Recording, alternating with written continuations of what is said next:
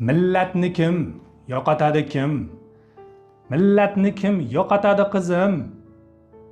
Boshimizda qilich o'ynatib, tortib olib tuprog'imizni, vatangado qilgancha bizni, necha 30 yillardan buyon halovatni bildirmay birdan, bosqin qilib qatag'on, tinchimagan bosqinchilar ham yo'qotolmas millatni aslo.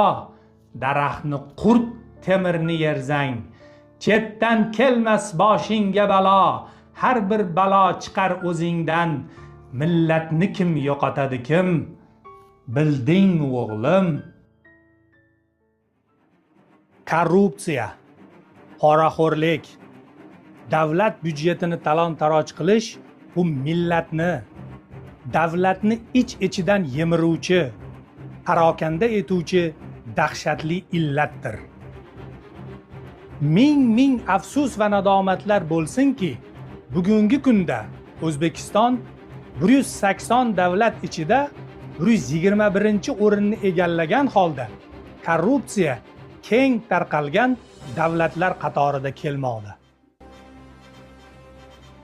Aqlli insonlar, aqlli davlat arboblari nafaqat o'zlarining, balki boshqa davlatlarning xatosidan ham xulosa chiqaradilar.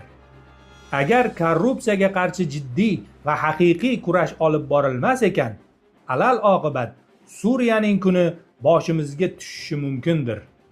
Milliardlab dollarlarni o'margan Bashar Asad va uning oilasi Suriyani vayron etib, Rossiyaga juftakni rostlab qoldi.